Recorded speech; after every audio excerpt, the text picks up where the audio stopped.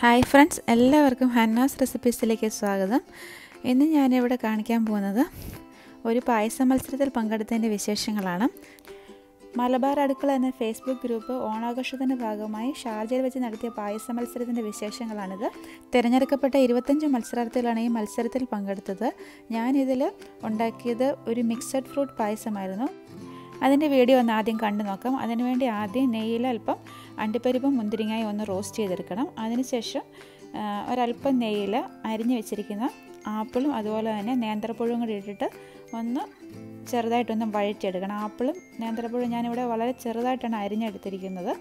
അതൊന്ന് ചെറുതായിട്ട് വഴറ്റിയതിന് ശേഷം അതിലോട്ട് അരിഞ്ഞു വെച്ചിരിക്കുന്ന പൈനാപ്പിൾ ചേർത്ത് കൊടുക്കുക. ഞാൻ ഈ പായസത്തിൽ കൂടുതലായിട്ടും പൈനാപ്പിളാണ് ചേർത്ത് കൊടുക്കുന്നത്. പൈനാപ്പിളിൻ്റെ ഒരു ടേസ്റ്റാണ് ഇതിൽ മുമ്പിൽ നിൽക്കുന്നത്. പൈനാപ്പിളിനൊരല്പം വേവുണ്ട്. ഇതിലോട്ട് ഒരു അരക്കപ്പ് പഞ്ചസാരയും കൂടി ചേർത്തിട്ട് നല്ലതുപോലെ ഒന്ന് ഇളക്കി യോജിപ്പിച്ചതിന് ശേഷം ഇതൊന്ന് വേവിച്ചെടുക്കണം. ഒരു 10 മിനിറ്റെങ്കിലും ചെറിയ തീയിലിട്ടിട്ട് വേണം ഒന്ന് വേവിച്ചെടുക്കാൻ. ഇതിപ്പോൾ അത്യാവശ്യം ഒന്ന് വെന്തിട്ടുണ്ട്. അതിലോട്ട് നേരത്തെ വഴറ്റി വെച്ചിരിക്കുന്ന ആപ്പിളും അതുപോലെ തന്നെ നേന്ത്രപ്പഴവും കൂടി ചേർത്തിട്ട് ഒന്ന് ചെറുതായിട്ട് വഴറ്റിയെടുക്കുക. അപ്പോൾ പഞ്ചസാര പാനിയൊക്കെ നേന്ത്രപ്പഴത്തിലും അതുപോലെ തന്നെ ആപ്പിളിലും ഒക്കെ നല്ലതുപോലെ ഒന്ന് പിടിക്കും. നല്ല പഴുത്ത പൈനാപ്പിൾ ആണെങ്കിൽ ഇത്രയും പഞ്ചസാര ചേർക്കേണ്ട ആവശ്യമില്ല. അതിന് ഫ്ലെയിം ഓഫാക്കിയിട്ട് നല്ലതുപോലെ ഒന്ന് തണുപ്പിച്ചെടുക്കണം. അതുപോലെ തന്നെ ഈ പായസത്തിൽ ചവ്വരി ചേർക്കുന്നുണ്ട്. ചവ്വരി അല്ലെങ്കിൽ സാബുനരി എന്ന് പറയും. ഏകദേശം അരക്കപ്പോളം ചവ്വരിയാണ് ഞാൻ ഇതിൽ ചേർക്കാൻ വേണ്ടി വേവിച്ചെടുക്കുന്നത്. ആ ചവ്വരി വേവുന്ന സമയത്ത് ഇതിൽ ചേർക്കാനുള്ള പാലൊന്ന് റെഡിയാക്കി എടുക്കാം. ഞാനിവിടെ 1 ലിറ്റർ പാലാണ് എടുത്തിരിക്കുന്നത്. അതിലോട്ട് ഒരു അര ടിന്ന് കണ്ടൻസ് മിൽക്കാണ് ചേർത്ത് കൊടുത്തിരിക്കുന്നത്. കണ്ടൻസ് മിൽക്കും പാലും കൂടെ നല്ലതുപോലെ ഒന്ന് മിക്സ് ചെയ്തെടുക്കണം. അത് അടിക്ക് പിടിക്കരുത്. ഇപ്പോൾ ചവ്വരി വെന്ത് കിട്ടിയിട്ടുണ്ട്. അതും കൂടെ ഇതിലോട്ട് ചേർത്തിട്ട് നല്ലതുപോലെ ഒന്ന് ഇളക്കി യോജിപ്പിക്കണം. എന്നിട്ട് നന്നായിട്ട് തിളച്ചതിന് ശേഷം തീ കുറച്ച് വെച്ച് കുറച്ച് സമയം ഒന്ന് വേവിച്ചെടുക്കണം. അപ്പോൾ ആ ചവ്വരിയൊക്കെ ആ പാലിൽ കിടന്നൊന്ന് നല്ലതുപോലെ മിക്സായിട്ട് അതൊന്ന് കുറുകി വരും. പിന്നെ ഇതിലോട്ട് ഫ്ലേവറിന് വേണ്ടി ഞാനൊരു 1/2 ടീസ്പൂൺ ഏലക്കാപ്പൊടിയും കൂടി ചേർത്തിട്ടുണ്ട്. പിന്നെ ഒരു 1/4 കപ്പ് പഞ്ചസാരയും കൂടി ചേർത്ത് കൊടുക്കുന്നുണ്ട്.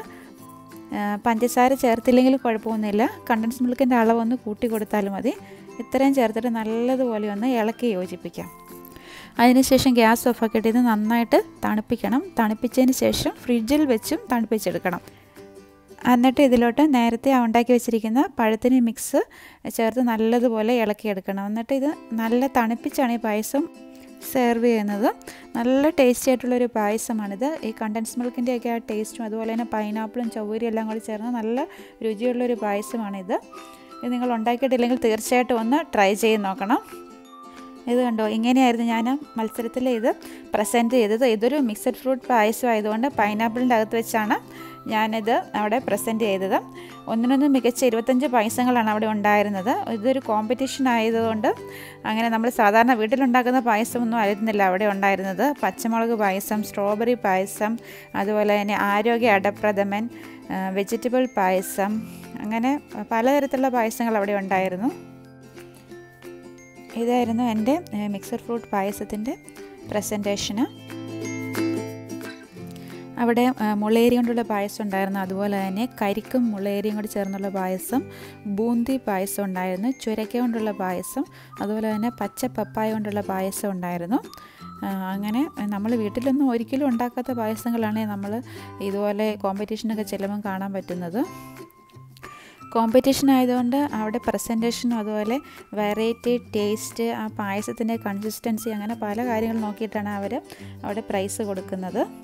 ഇത് കണ്ടോ, പലരുടെയും പ്രസൻറ്റേഷനും വളരെ മികച്ചത് തന്നെയായിരുന്നു. ഇത് നവരത്ന ചക്ക ഉണ്ണിയപ്പ പായസം അതായിരുന്നു ഇത്. പിന്നെ സാധാരണ നമ്മൾ വീട്ടിലുണ്ടാക്കുന്ന 1-2 പായസങ്ങൾ അവിടെ ഉണ്ടായിരുന്നു. കടലപ്പരിപ്പ് പായസം, അതുപോലെ തന്നെ അടപ്രഥമനൊക്കെ. ഇതുണ്ട്, അതാണ് പച്ചപ്പപ്പായ പായസം. പിന്നെ മലായി പിസ്ത പായസം ഉണ്ടായിരുന്നു, ഡേറ്റ്സ് പായസം ഉണ്ടായിരുന്നു,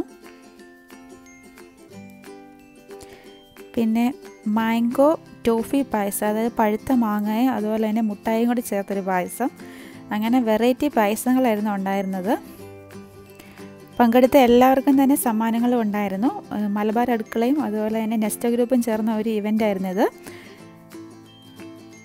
ഇതിനോടനുബന്ധിച്ച് കുട്ടികൾക്കും അതുപോലെ തന്നെ മുതിർന്നവർക്കും വിവിധ മത്സരങ്ങൾ അവർ സംഘടിപ്പിച്ചിരുന്നു.